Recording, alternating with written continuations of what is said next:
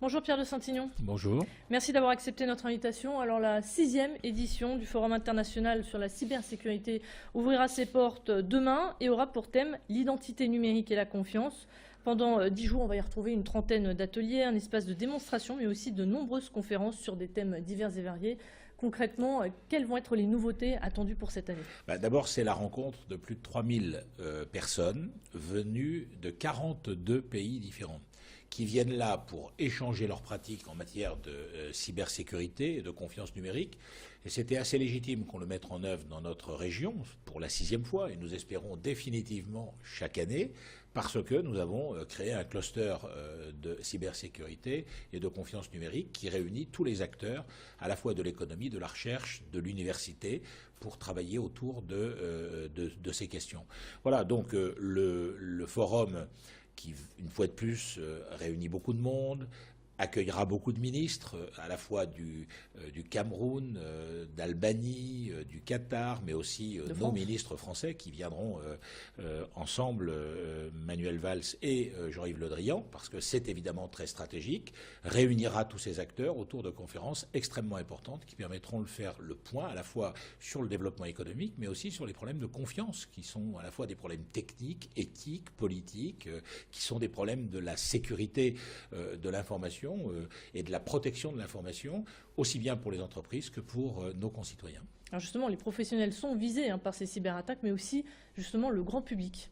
Oui, c'est-à-dire que nous avons à la fois le souci de créer les conditions pour que nos entreprises soient protégées. Nous sommes ici dans un des épicentres mondiaux de la consommation, avec une poussée très grande des entreprises technologiques dans notre région. Il nous faut les protéger leurs données, mais il faut aussi, et nous y sommes très attentifs, créer toutes les conditions pour que les informations qui concernent les personnes soient protégées. Et il y a justement des actions de sensibilisation qui sont menées dans les classes. Alors il y a des actions de sensibilisation qui sont menées dans les classes avec un permis Internet qui sera délivré dans le cadre d'une classe de CM2 avec des enfants qui sont sensibilisés à ces questions. Oui, bien sûr, c'est très important. Alors justement, aujourd'hui, où est-ce qu'on en est dans la cybersécurité ici sur le Nord-Pas-de-Calais? Alors nous avons créé un cluster comme la région l'avait souhaité, comme la gendarmerie l'avait souhaité, puisque dans cette affaire, nous sommes historiquement partenaires de la gendarmerie. La gendarmerie et le conseil régional. Plus exactement, le général Watin Augouard, qui a été le père fondateur de ce FIC et auquel je rends hommage, auquel nous sommes associés. Nous avons décidé de créer un cluster de défense numérique, de confiance numérique et de cybersécurité au cœur d'Euratechnologie, qui regroupe l'ensemble des acteurs. Ce cluster s'organise entre tous les acteurs économiques, la recherche, la science, mais aussi les universités, pour constituer un leadership en Europe de ces questions.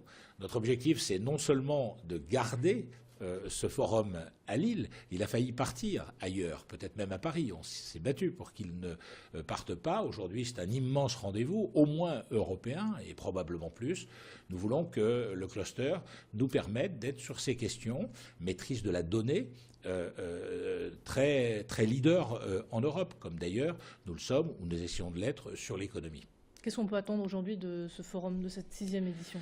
Que les échanges entre l'ensemble des partenaires venant du monde entier, c'est le cas de le dire, venant de tous les secteurs d'activité sensibles, échangent sur leurs pratiques, disent ce que sont leurs engagements et ainsi fassent progresser cette question qui est à la fois extrêmement stratégique, c'est la protection de nos entreprises, c'est la protection des données, et dans un monde qui est très médiatisé et très mis sur le net, avec beaucoup d'analyses et d'observations, on l'a vu dans l'actualité, de créer toutes les conditions pour que nos entreprises soient protégées, mais aussi pour que nous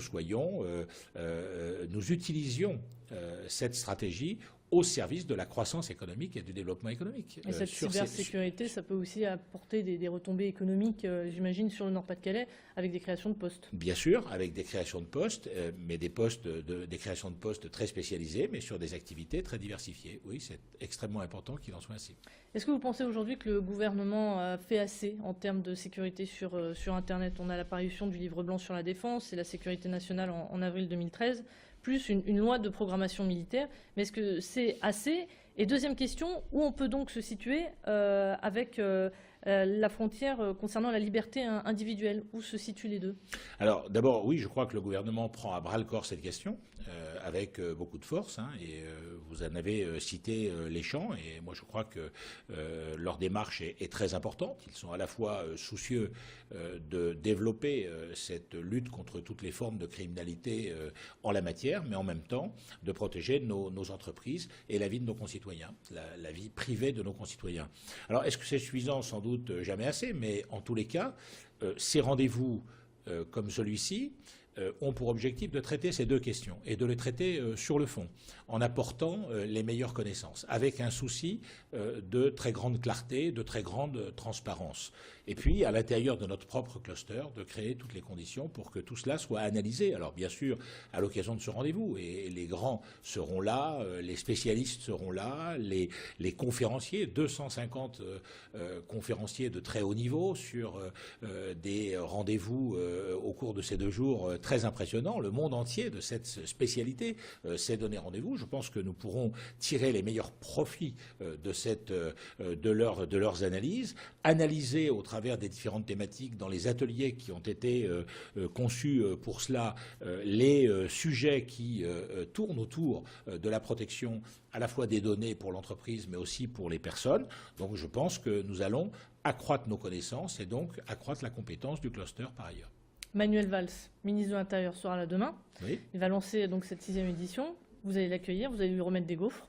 Bien sûr, comme on le fait toujours, hein, en souvenir du général de Gaulle qui faisait livrer les gaufres à l'Élysée de chez Maire, puisqu'il faut le dire comme ça, c'est une institution d'une certaine manière. Bon, mais vous allez Manuel continuer Valls la tradition, mais vous allez lui parler de quoi? Eh bien, je vais l'accueillir de façon extrêmement forte. C'est un grand ministre de la République qui vient et qui non seulement exerce ses responsabilités de manière importante, mais en même temps vient prendre du temps, ainsi que Jean-Yves Le Drian, pour parler de ce sujet hautement stratégique. Donc j'attends de lui qu'il nous éclaire sur la politique du gouvernement et que nous puissions saisir l'occasion pour dire à Manuel Valls que nous sommes une grande région de la cybersécurité et de la confiance numérique et qu'autour d'Aura Technologies, nous pensons pouvoir être l'épicentre de la réflexion en la matière. Vous avez parlé également peut-être de sécurité. Martine Aubry a demandé un peu plus de renforts policiers sur l'île concernant le jeune homme qui a été atteint d'une balle.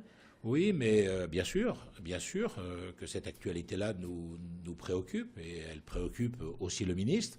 Dire que pour la première fois depuis bien longtemps, ce ministre de l'Intérieur-là a tenu sa parole en augmentant de manière très importante les effectifs de police nationale à Lille. Beaucoup l'avaient reconnu et promis dans le passé. Et aujourd'hui, Manuel Valls l'a mise en œuvre. Et donc je crois que les choses se passent mieux grâce à ce dialogue fructueux entre Martine Aubry et le ministre de l'Intérieur.